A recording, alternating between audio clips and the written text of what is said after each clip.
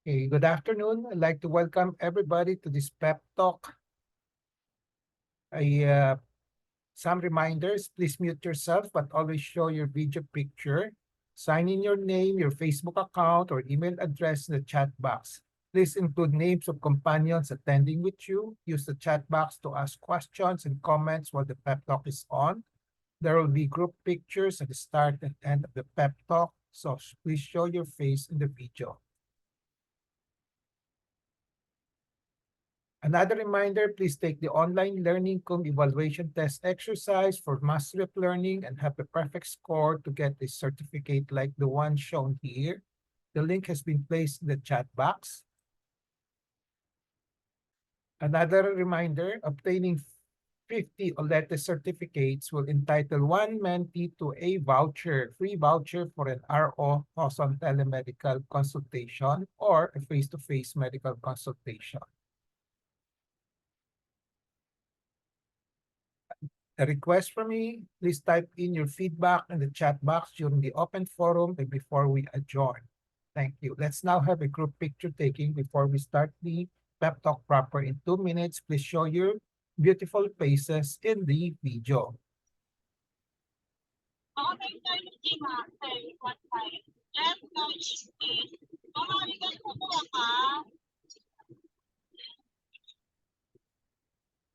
Okay. Please mute.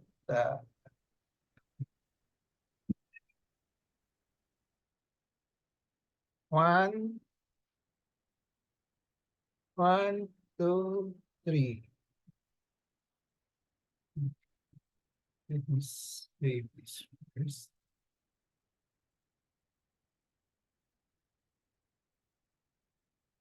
Okay, before we start the pep talk proper, okay, the topic will be do all patients who have to undergo operation need a painkiller? Yan ang tanong, no? Okay. Let me just ask 2 questions. Okay, please just put up your hands if yes. If no, don't put up your hands, no? Okay. Or you can put, is there, meron ba diyang raise your hands na sa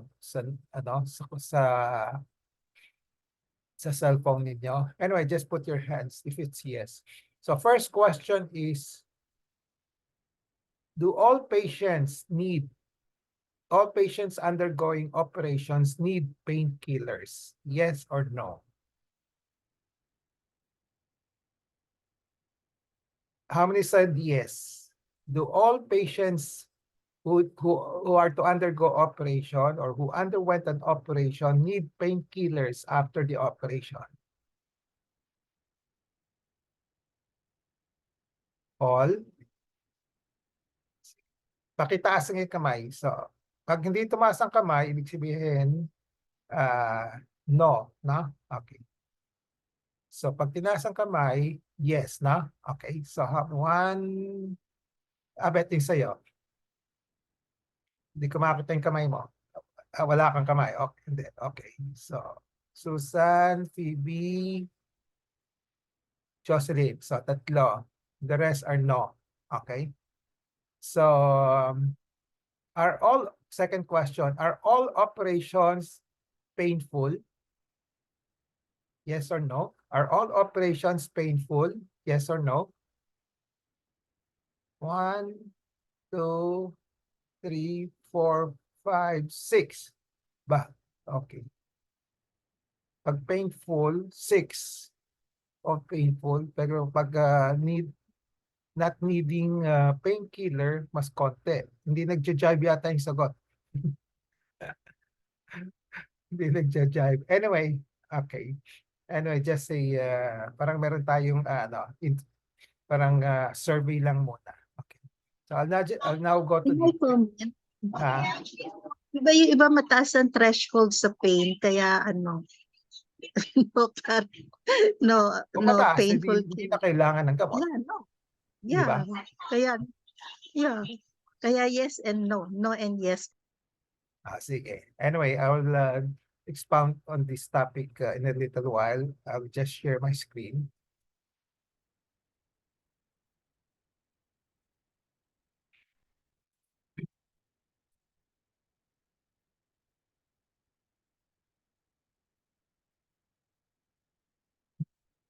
I have a patient empowerment program in which I like to empower the lay people or patients to take control in the management of their health.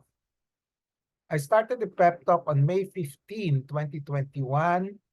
There are 3 courses in the pep talk. I completed the core course on October 9, 2021.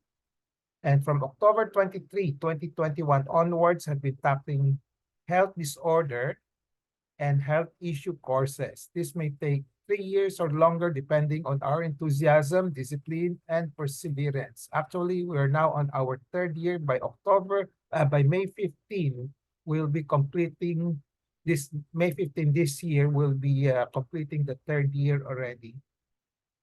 Mukhang ma-achieve natin itong target na 3 years. So my pep talk today is entitled, Do All Patients Need Painkiller After an Operation? The empowerment objective is for the lay people to have an essential understanding of the use of painkillers after an operation in their health management.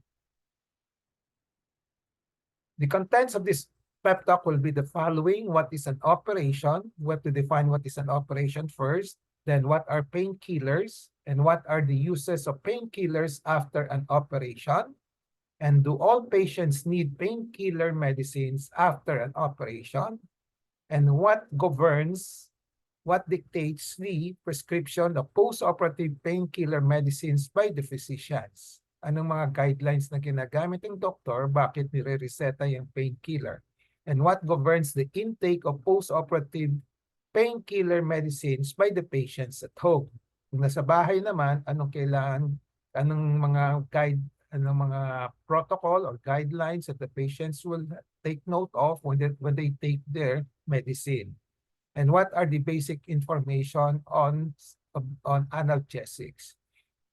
So disclaimer here, my talk will be containing my thoughts, perceptions, opinions, and recommendations culled from my personal experiences as well as from other professionals.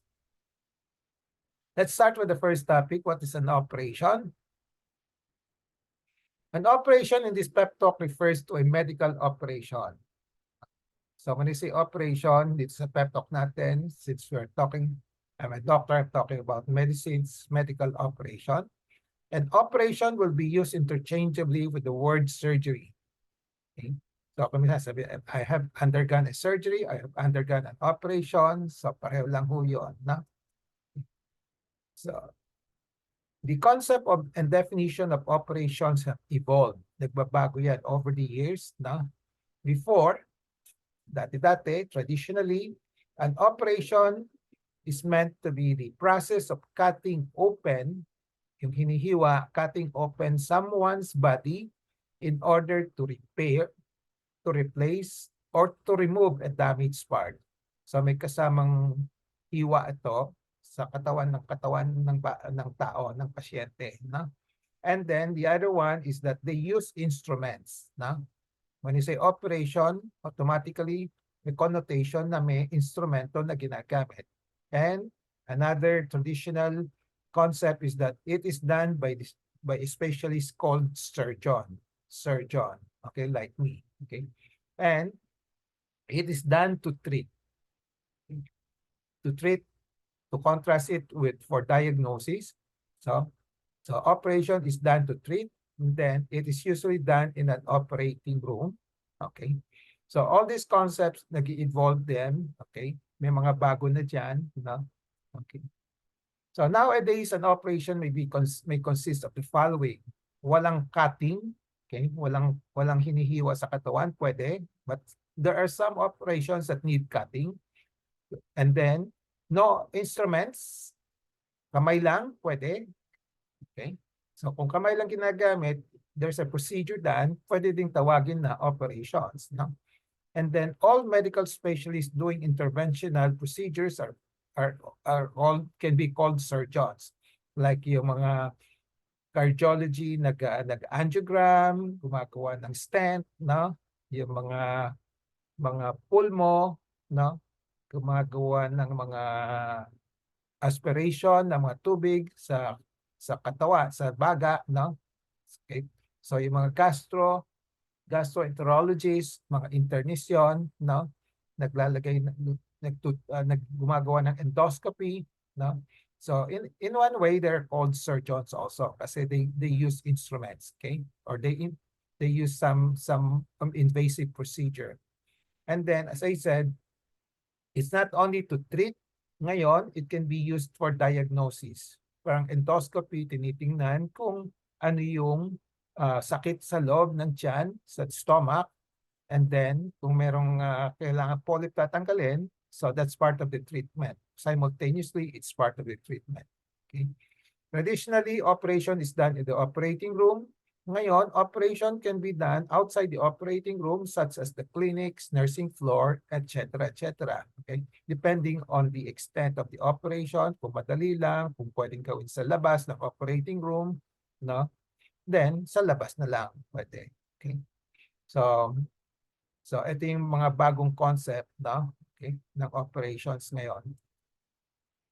Thus, an operation or surgery is a procedure done on the patient's body, either manually or with the use of instruments and equipment, with or without a cut or incision, for diagnosis and or treatment. It can be done by anybody qualified to do the procedure, not limited to the traditional surgeons. Examples, interventional radiologists, yung mga gumagawa ng pwedeng mga tawag doon, yung mga biopsy procedures sa leeg, no? Radiologist yun, no? Okay.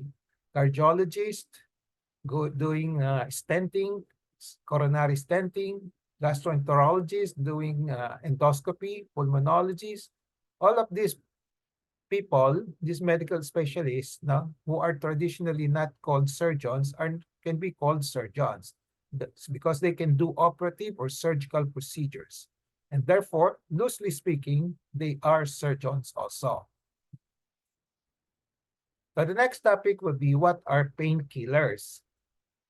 Painkillers and pain relievers will be used interchangeably. And analgesics is a medical term for painkiller and pain reliever medicines. Yung pagtanggal ng sakit, no? Painkiller, pain relievers. Painkillers and pain relievers consist of the use of chemical substances such as drugs and herbs, and the non-use of chemical substances such as warm and cold compress, exercise, ultrasound, operative procedure, radiation. Okay, so all of this can be used to kill or lessen the pain that is or may be present in a particular patient, such as after an operative procedure or surgical procedure. So hindi lang yung mga gamot, but pwedeng mga applying hot and warm compress, exercise, pwede rin, no? Okay. So what are the uses of painkillers after an operation? Traditionally, when an operative or surgical procedure is performed, the belief is that it is always accompanied by pain after the procedure. This is the traditional concept, no? Lahat ng operasyon ay may pain. So thus, traditionally, painkillers and pain relievers are prescribed to patients after an operative or surgical procedures because yan ang paniwala ay masakit ang operation. May sakit. Kahit na paano may sakit ang operation, dapat may painkillers. Okay? So the question is, with the current concept of an operation or surgery, which I explained earlier, okay, do all patients need painkillers after an operation? Okay. Yung sinasabi ko kanina na pwedeng manual, okay, no cutting, no instruments, manual lang, no? Okay. Kailangan ba lahat ay merong gamot, no? Do all patients need painkillers after an operation? Okay, so let's answer this question. Okay. The right answer here is not all, no? Okay. So not all patients need to take painkiller medicines after an operation. So not all, huh? So there are operative procedures that are not associated with pain, May mga procedures na walang sakit talaga. Okay? Examples, those that do not involve a cut or incision on the skin. Yung walang hiwa, walang sugat, walang what do you call that? Walang tama doon sa skin. Usually yung skin kasi masakit, may mga pain fibers yun. No? So those do not involve a cut or incision on the mucosa. When you say mucosa, example is yung surface, yung bibig natin, yung pula-pula doon, mucosa ang tawag doon. No? Okay. So yung skin sa mucosa, may mga pain fibers yon. Kaya pag nahiwa yon, nasugatan, masakit yon. No? Okay. But kung wala namang hiwa doon sa balat, walang hiwa doon sa mucosa, on a operation, no? Okay, usually walang sakit yon, no? Okay. So as I said, yung mucosa, yung lining ng mouth, throat, esophagus, stomach, anorectum. Anorectum means yung puwet, okay? So note, cuts on the mucosa of small intestine are usually not associated with pain. Yung mucosa sa mga bituka, may special lining yon, no? So walang pain, walang yung tinatawag na pag tinatch mo, sasakit, no? Okay. So example, very example, yung mga GIT, gastrointestinal tract endoscopy, usually walang cut yon kasi pinapasok lang yung tubo at sinisilip yung bituka, no? Usually walang sakit yon, no? All operative procedures that are associated with a cut on the skin and mucosa, as I said, on the areas specified above kanina, should be assumed to be accompanied by post-operative pain, and painkiller medicine should be prescribed. No? So, kasi ina-expect natin may pain yon kasi nasugatan yung skin sa mucosa. So, corollary to this, no painkiller medicines will be needed after a short, painful procedure. Yung maikling-maikli lang, no? Mga 1 segundo lang. But there is no pain soon after the procedure. Let's say, konting prick lang sa needle, let's say, prick sa needle, medyo masakit, 1 second lang. Okay? So after that, nawala na. So you don't need the painkiller anymore. No? Okay. So example here, specified example, needle aspiration, yung gumagamit ng karayom at ina-aspirate yung bukol sa isang superficial na katawan. No? So a few minutes after the aspiration, the pain will subside and become tolerable. So there's really no need for painkiller medications anymore. So this is an example. Okay. So what governs the prescription of post-operative painkillers by the physicians? Paano nagprescribe yung mga doctor ng post-operative painkillers? Post-operative painkiller medicines are prescribed by physicians guided by the following. Number 1, the usual degree of pain after the procedure. Okay. Kung masakit, walang sakit, may sakit, masakit na masakit. No? Okay. So can be mild, moderate, severe. No? And then yung pain threshold ng pasyente, yung sinabi ni Abet, yung may ibang pasyente na mataas ang pain threshold kaya hindi okay lang walang gamot. No? Okay. Whether the patient can take oral painkillers or not, hindi kaya ng oral, yung iniinom, dumadaan sa bibig, pwedeng yung mga injectables. No? Okay. Then, comparing, kasi maraming gamot na available, mga painkillers, so kinoconsider din ng mga doktor yung effectiveness ng isang gamot, no? And the risk, o mga side effects niya, and the cost, no? Kung magkano yung mga ginagamit, prescribe, and then availability, kung available yung isang gamot or not. No? Okay. So on this side of the slide, ito, analgesics, there are different types of analgesics. Merong mild. Analgesics are painkiller. No? Kung mild ang pain, usually mild analgesics bibigyan. Kung strong ang pain, usually you give a stronger analgesic. No? Okay. And then yung rota, pwedeng sa bibig o dadaan sa either the muscles, in parenteral. When you say parenteral, hindi sa bibig, pwedeng muscles, so the so-called intramuscular, okay, or intravenous, dadaan sa ugat ng isang tao. Then, BRCA stands for Benefit, Risk, Cost, Availability. No? So maraming klaseng gamot, yung doktor pipili ng the most cost-effective, yung pinaka-effective at pinakamura. No?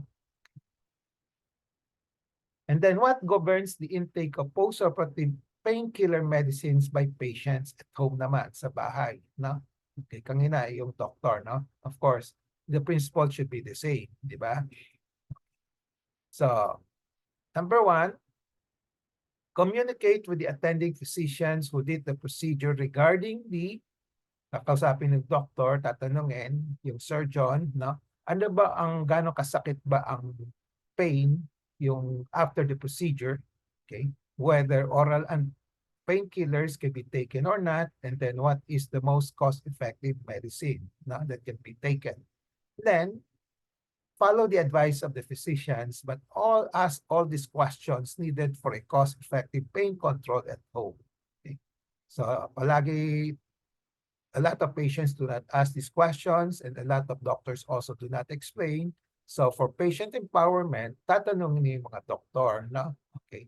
So tanong mo, gaano kasakit ba ito? Kung sinabi niya wala namang sakit, eh bakit mo ba ako bakit pa iinom ako ng painkiller, no? Ganon. Kasi may mga doctor, dekahon sila, pagbibigyan ng painkiller, no? And then sabihin mo, mataas ang pain threshold ko, hindi ko na kailangan, no? And then ano ba yung pinakamurang gamot na effective? Huwag masyadong mahal naman i-reset sa akin, no? Ganon. So what to do at home? Continuously monitor the degree of pain. Sabihin natin, may sakit, no? So after the operation. You monitor continuously yung degree, yung gaano kasakit, no? Kasi nagbabago yan, eh, no? Most of the time after the operation, pababa na pababa, pawala na pawala, no? Pero kuminsan, because of some complications, mas sumasakit, di ba? So, continuously monitor the degree of pain by the hour until the pain has disappeared or become at least tolerable. Yung natitis ng konti, na? Okay? So, in terms of mild, moderate, severe, or pain score, usually ang ginagamit natin is 0 to 10. Okay? Kung 10, 0, walang sakit. Kung 10 ang pinakamasakit. In between, pwedeng mild, moderate, severe. Kung 1 to 3 lang, ang sabihin natin, ang score mo is 1 to 3, mild lang yon. 4 to 6, moderate. Then 7 to 10, 7 to 9, severe. Yung 10, pinaka-worst. No? Okay? Masakit na dapat bigyan ng gamot ng doktor. No? O kaya kailangan uminom. No? Then after that, you report to the physician as advised or as needed. No? Then the other consideration is with the physician's help, tulong ng doktor, have two categories of painkiller medicines at home. No? Itago lang niyo, i-reserve lang niyo. Isang malakas, isang mahina. Na? Kasi pag humina na yung hindi na masyadong masakit, you can shift to the milder painkiller. Na? Kasi after the operation, kadalasan isang gamot lang di-reset ng doktor, no? Usually malakas. Then, pero habang tumatagal, let's say 2 days, 3 days, 4 days, yung pain naman, usually, pag walang komplikasyon, nagme-mellow na, humihina na, nababawasan na. So you can shift to a milder medicine. No? So here, it says here, you may shift to milder analgesics if pain has decreased, but painkiller medicine is still needed based on self-assessment. So, i-monitor mo yung sarili ninyo. No? So if pain is mild and tolerable already, then you can even discontinue the painkiller medicine. No? Well, yung doctor cannot monitor you every day. Yeah, you have to make some decisions on your own. So kaya imo-monitor mo yung sarili mo. No? So what are the basic informations on analgesics? Analgesics are also called painkillers or pain relievers, and these are medications that relieve different types of pain. Analgesics can be in oral and non-oral form, injectable, okay, sometimes spots. Okay, ito yung hindi ko nasabi kanina. Injectables can be parenteral, it can be intramuscular, intravenous. Now, intramuscular means through the muscle, intravenous through the vein. No? And then there's another one now, patch by patch. Okay, so Some analgesics naman can be bought over the counter like Biogesic, like yung mga paracetamol, okay? And other brand, okay? And also the mefenamic acid. Pwede sa over the counter lang yon. Kahit na walang reseta ng doktor. But others would require a prescription like yung mga tramal and then yung mga tramadol, yung mga morphines, no? Ganon, no? Yung mas mabigat, mas mamahalin, no? So usually may prescription yon. So what are analgesics used for? They are used to relieve pain and inflammation. For example, after surgery, due to injury, pag nasugatan, nasaktan, such as fractured bone, masakit na sakit yan pag bone. Kaya kailangan uminom ng gamot na painkiller. For acute short-term pain, such as twisted ankle or headache, pwede din uminom ng gamot para matanggal kagad yung masakit na sudden pain. For aches and pains like menstrual cramps and muscle soreness, yung let's say 3 days, 4 days sumasakit, no? Pwede din uminom ng gamot. Then for chronic painful conditions such as arthritis, cancer, or back pain, then you may need to have analgesics again also, no? Okay. So, at ito yung mga usual group or classes of analgesics. The first one is paracetamol. Ito yung pinaka-common na ginagamit usually sa mild, moderate pain. Then anti-inflammatory analgesics, ang pinaka under this group will be the NSAID, if tinatawag na NSAID, which stands for non-steroidal anti-inflammatory drugs. Okay. So examples here will be mefenamic acid and others. No? Then the third category, yung pinakamalakas, opioids na. No? Usually merong side effects of addicting ito. Kaya usually may yellow prescription, no? Regulated drugs ito. No? So anti-inflammatory paracetamol, special group ito, panlaban sa sakit, but these are not anti-inflammatory. But it is commonly used to reduce the pain. And ang mechanism yon, it reduces the pain signals to the brain. Anti-inflammatory gamot naman, analgesics, reduce the inflammation kasi bawat kung nasasaktan tayo, may operation, usually may inflammation.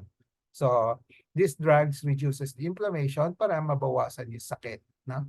Then, opioids change the brain's perception to the pain. So through the brain ito, no? Ito local, ito pwedeng through the brain din ito, no? So, at kumisa naman, there's such thing as compound analgesics, meaning a combination of several ingredients. Combination of paracetamol and anti-inflammatory, paracetamol and opioids, no? So examples here, may naririnig kayo, paracetamol and NSAID, and paracetamol and opioids. So try to recall some of the brand name that you're familiar with. No? So mamaya i-discuss na lang natin. Kasi I don't like to mention some of the commercial names here. No? Okay. So merong combination of paracetamol and NSAID and then paracetamol and opioids. So what are the examples of different class of analgesics? No? Diyan, paracetamol, maraming klase dyan. No? Mga brand name na popular na alam ninyo. No? Then NSAIDs, no? Examples are ibuprofen, naproxen, mefenamic acid. No? Opioids, you have tramadol, codeine, morphine, and fentanyl. And combination or compound drugs, you have a combination of paracetamol and NSAID, paracetamol and opioids, NSAIDs and opioids. So what are the indications for the different classes of analgesics? Ang paracetamol is usually the first line, especially if it's for mild and moderate pain, and it's still the safest. No? Okay, paracetamol. NSAID, second line, mas masakit, then you can take NSAID. No? So effective against mild to moderate pain, pwede rin, pero kung Kung meron mga paracetamol na kaya, paracetamol na lang. No? And then in those sugat, in those patients with inflammatory pain, pwedeng gamitin yung NSAID. Now, for severe pain na hindi kakayanin ng paracetamol, NSAID, gagamit na ng opioids. No? So these opioids are very effective against severe pain. So, okay. Summary, I have discussed all these topics. What is an operation? As I said, nag-evolve yung definition of the operation. So we have to have a better understanding of what operation is para masagot natin, do all patients need painkillers after an operation? And then what are painkillers? What are the uses after an operation? And do all patients need painkillers after an operation? And what governs the prescription of post-operative painkiller medicines by the doctors and also by the patients at home? Ano yung mga advices, recommendations for patients to take painkillers at home? Okay, that's part of our patient empowerment. And then what are the basic information on analgesics? Takeaway in relation to patient empowerment, be always in touch with reliable medical information on the use of painkillers after an operation. Knowledge is power, it gives power. Use the 4Ks of patient empowerment: kaalaman, karapatan, kakayanan, and kapangyarihan to gain greater control over decisions and make better decisions on the use of painkillers after an operation in your health management. So before we go to this ends my talk today. Do all patients need painkillers after an operation? I hope I have empowered you to have an essential understanding of use of painkillers after an operation in your health management. So before we go to the QA portion, reminder, please take the Olete. The link has been placed in the chat box. And 50 Olete certificates will entitle one mentee for a free ROJoson telemedical consultation or face-to-face consultation. We are now, this is actually our 138 Olete. So you have a chance to get at least 3 certificates already. And then feedback, please type in your feedback in the chat box during the open forum and before we adjourn. Okay. So let's now have a group picture taking before we start the pep talk, the QA and interactions.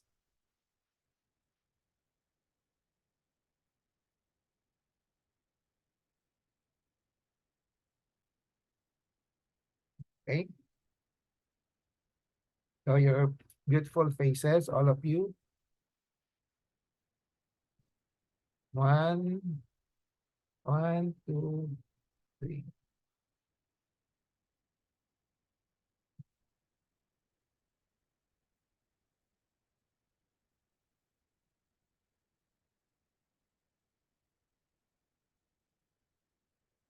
Okay. So the floor is now open for questions, comments, free consults, etc., etc. Anybody who wants to ask questions, or do we repeat the same questions earlier? So do all patients need painkillers after an operation? Raise your hands. If yes, raise your hands. Yes. If no, ganun na lang. Pag no, pag no, ganon. Do all patients need painkillers? Okay. So do some patients will need painkillers? Yes. Yes. Okay. So, at lahat ng operasyon, hindi pare-parehong sakit, right? Okay. May mga mild, yung iba wala. Na? Okay. So, any questions?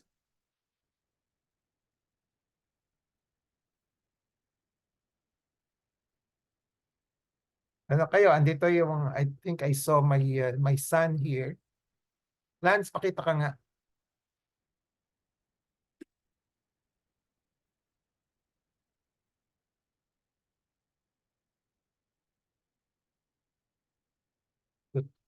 Any questions?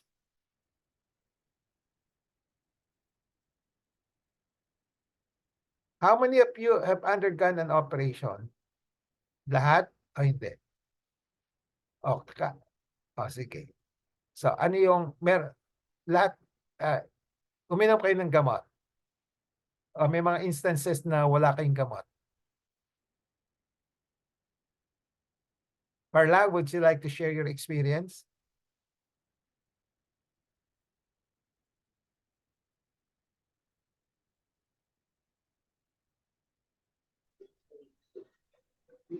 Wala naman akong konduktor naramdaman. Anong operasyon ginawa sa'yo?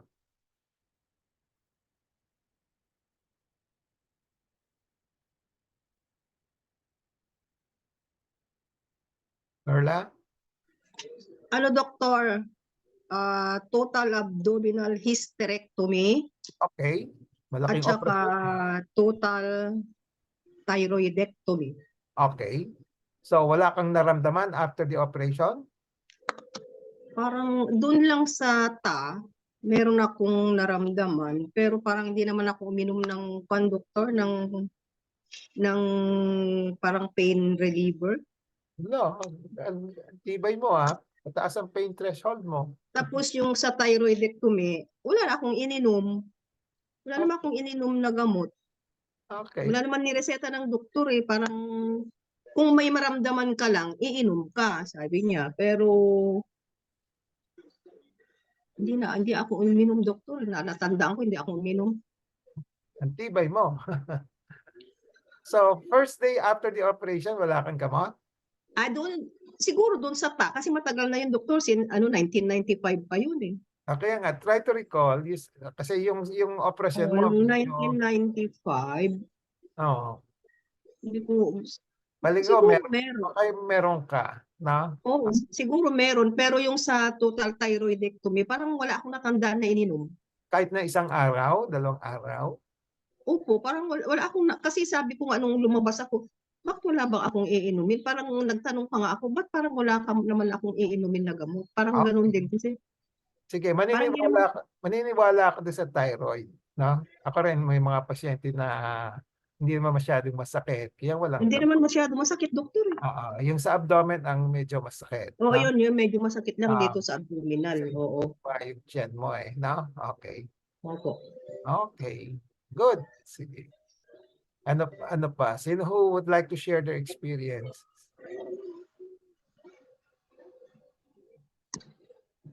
Kat, sharing ka nga. Kat? Ewan ko daw, Dalawang operasyon mo, di ba? yung first operation, medyo masakit kasi mataas ang pain tolerance ko. Medyo may masakit pero hindi pa rin uminom ng pain reliever.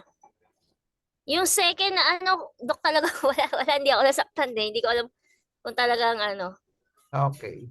So ako nag-operasyon yung second. Opo, second. I don't know, I kind of person na sometimes I enjoy the pain. Hindi ko alam kung bakit. Hindi ko alam.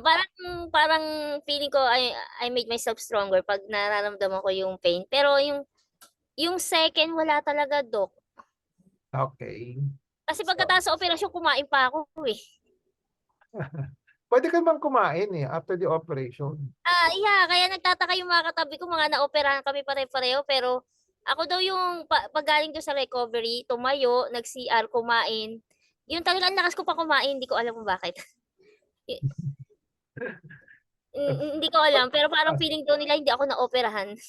Sige. So, pero I remember nireseta kita ng gamot kahit na naka-reserve, no?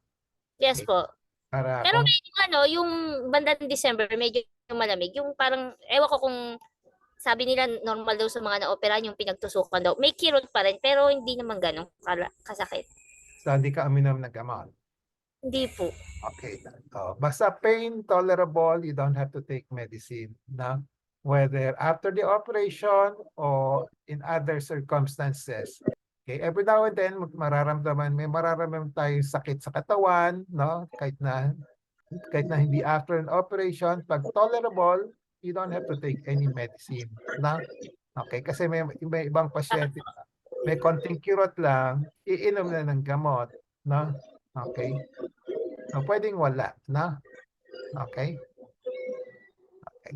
So, any more questions? Comments? Any sharing?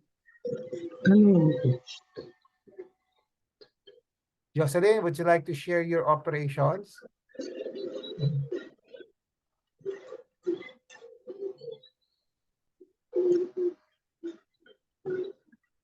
Wala. Lorly, nung inooperahan ka, unmute mo. Unmute. Okay. Wala naman po ako saan bigyan niyo po ako ng gamot sa painkiller. Okay. Hindi kasi masakit. Opo. Okay. So, kasi as a doctor, yung mga, I assume yung mga operation may sakit. No? But, ina-adjust ko based on the pain threshold ng pasyente and also on the usual pain score ng bawat operasyon. No?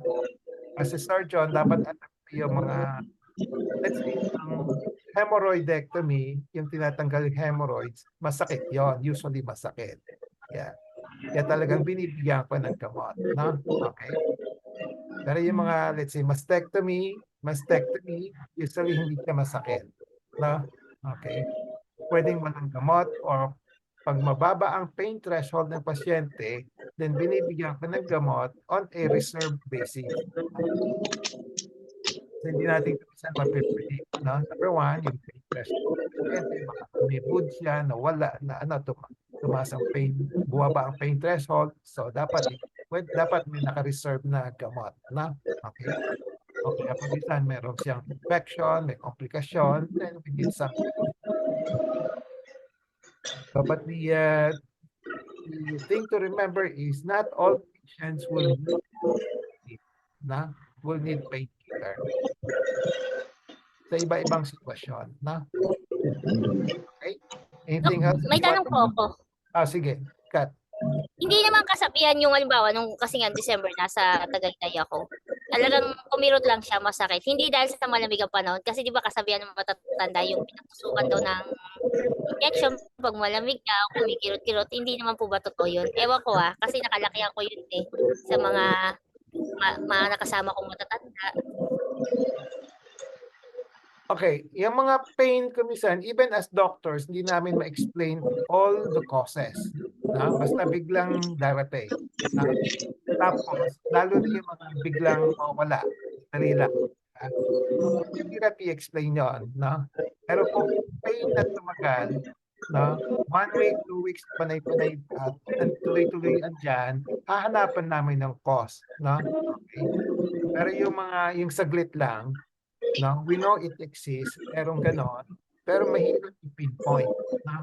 Pero usually, kadalasan, yung pain, hindi namin alam, pero it's something that will just disappear. No? Kadalasan. I guess all of us have experienced that, di ba? Konting kirot lang, after a few seconds, mawala. Diba? Mahirap i-explain. No? Now, yung temperature could be one of the factor, yung change of temperature. No? Kung medyo malamig, baka nalalamigan yung ugat, yung nerve, no? Kaya sumakit. No? After a while, nawawala naman. No? So, marami rin ako naririnig noon na pag malamig, medyo masakit yung dating operasyon niya. No? Okay. Pero kung hindi naman, kung tolerable lang, pabayaan mo na lang. It will, minsan, naiinis ka lang. It will kasi come and go lang siya. No? Pero mawawala rin naman siya. No? Don't worry, it will not cause any great harm. Observe mo na lang. No? Okay, Kat? Ay po, Doc. Any sharing from the other people in the group? Sharing? Who wants to share? I suppose all of us have undergone some operation. Okay. Meron? We still have 10 minutes.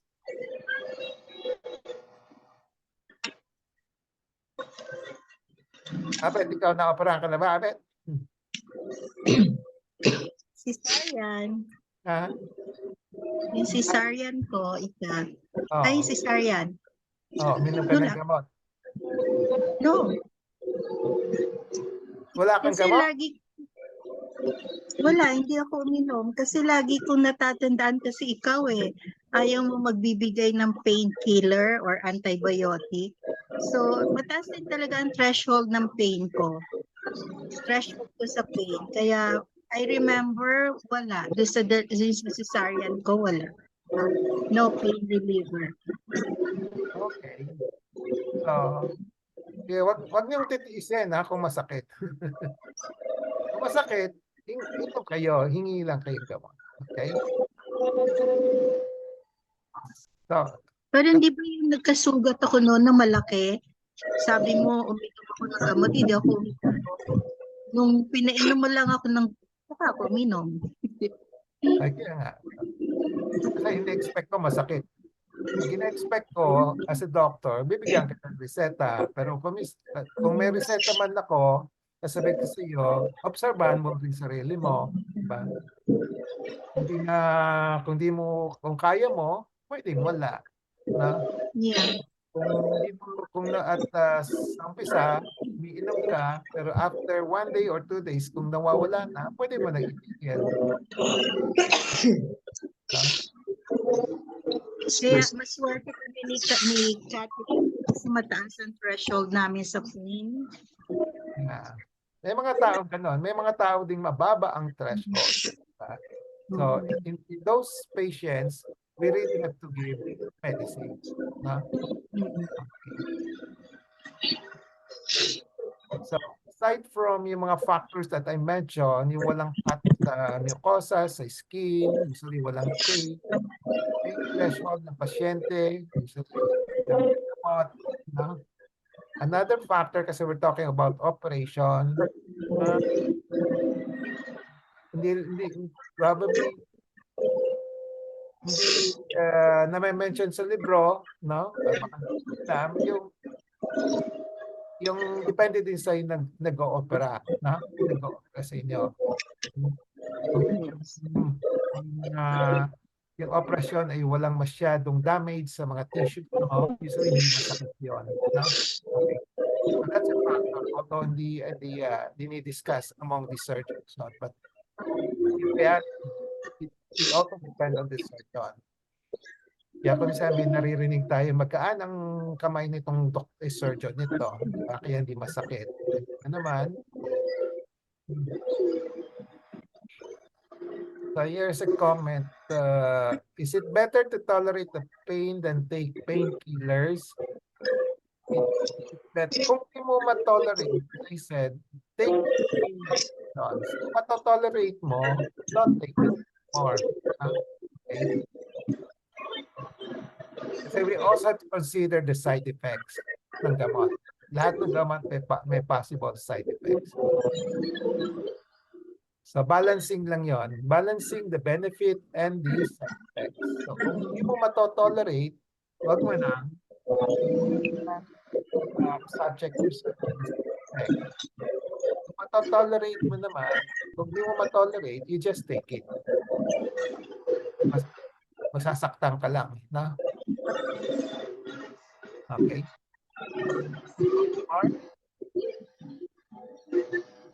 Any more who wants to share? Birthday girl. Phoebe, birthday girl ka, di ba? Happy birthday, Phoebe.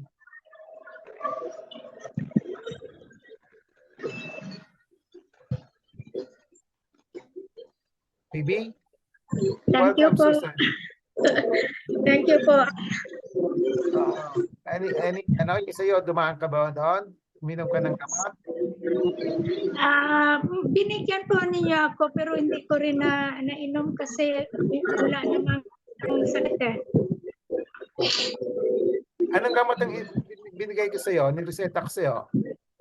Hindi ko lang matandaan, pero yung para sa pain din yun. Sabi mo, in case na hindi makayang pain, i-take ko yun. Pero okay naman, wala namang sakit. Okay. So one thing you have to consider also, you have to ask your doctors, pwede ba yung, kasi kadalasan mga doctor, maraming doctor, they give a lot of very, very strong medicine.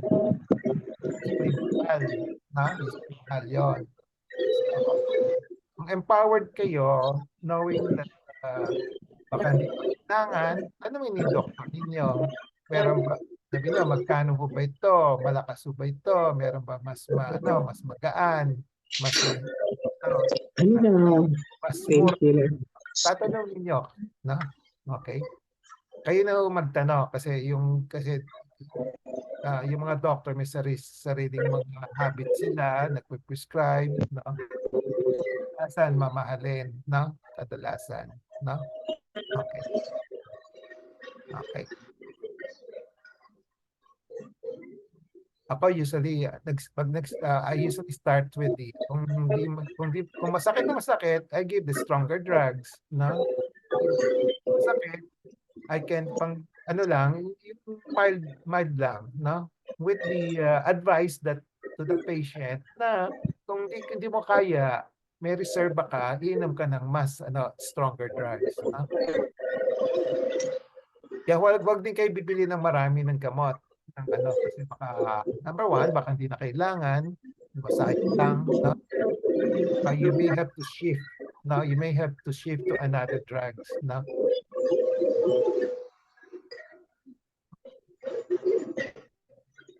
Any more? Raquel, anything that you want to ask? So Raquel?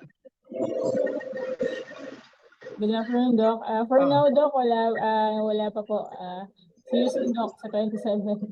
Baka doon, Doc, may maitanong po ako. Okay, naka-schedule sa 27? Opo, na-confirm po kayo ng 27, 9:20 po. Okay. So, okay. Sige, I hope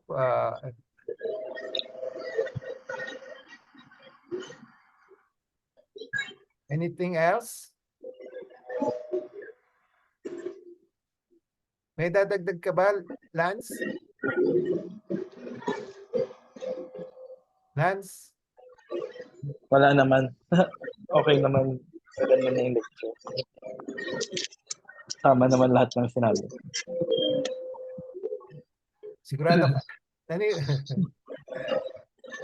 Binobola ako ng anak ko. Okay. So kung wala na, si Mayan, hindi pa si Jocelyn, si Christy, meron pa tayong 5 minutes. Kaya. Mayan. Hi, Doc. Doc, yung sa right side po ng breast, kayo po yung nag-offer. Ang nare-remember ko sa Moxipen. Tapos sa left breast ko po sa Singapore, medyo marami po yung pinainom sa akin gamot. Including dun sa habang while undergoing chemotherapy. Medyo mahapdi po yung chemo. Hindi operasyon yung sa Singapore. Pa? Hindi operasyon. Sa Singapore. Apo, mastectomy po yun. Breast. Akala ko pag nag-operasyon. Sa right side po. Sa left side, inoperahan ka? Sa Singapore po. Left. Sige. For our learning lang, ha? At gusto ko lang ma-validate yung sinasabi ko. So, may comparison na tayo, ha? Yung isa, ako nag-opera. Yung isa sa Singapore. So, i-compare mo lang yung pain management after the operation. After the operations po kasi, wala pang 24 hours, ginising ako nung surgeon. Parang inuto-uto ako, tapos binanat po yung kamay ko na na ka-opera lang, kaya sumigaw talaga ako. Stretch. Sabi niya para ma-avoidan daw yung frozen shoulder. Shoulder. Tapos, Opo, pinatayo po ako tapos sa wall, yung parang gagamba. Oo. Ginanon po ako, nakabantay siya, hindi daw puwedeng hindi ko daw gawin yun. Hindi ko na daw maikikilos yung left arm ko 'pag hindi ko ginawa yun. Okay. So, yung gamot, anong gamot ang binigay sa'yo? Hindi ko po maalala pero medyo marami po, eh. Marami. Okay. Marami po. Sige. 6 months ko yata po ininom yun. 6 months? Opo. Bakit 6 months? Baka hindi painkiller na yun, iba na yun. Hindi ko po alam, eh, kasi, ano nga ba, hindi ko na maalala pero alam ko po 6 months ko tini-take every 3 ano ba yun? Every month yata ako bumabalik dun kasi binigyan na po nila akong every month babalik na lang ako uli. Baka chemotherapy na yun. Hindi ko na po hindi iba po yung sa chemotherapy po.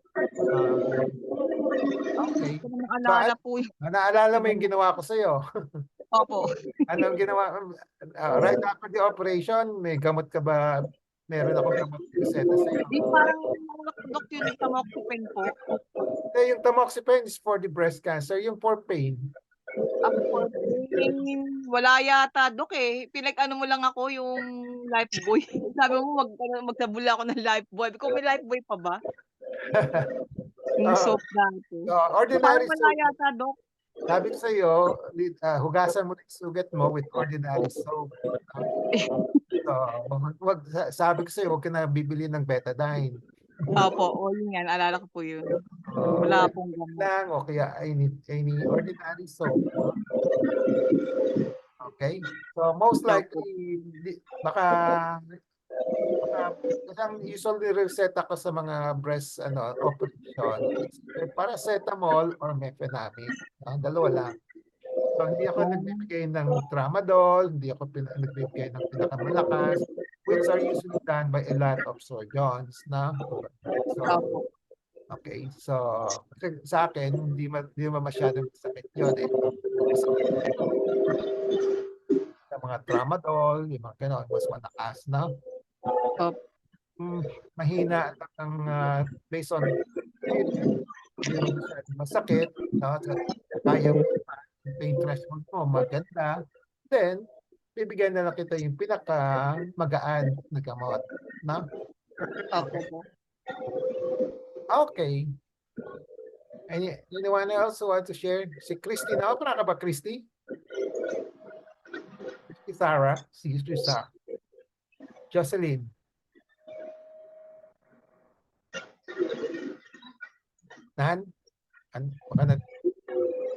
Jocelyn.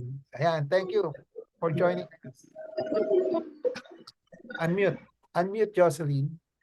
Doc, walang Zumba today. Walang Zumba. Okay lang. So, anong experience mo with your last operation? 2022.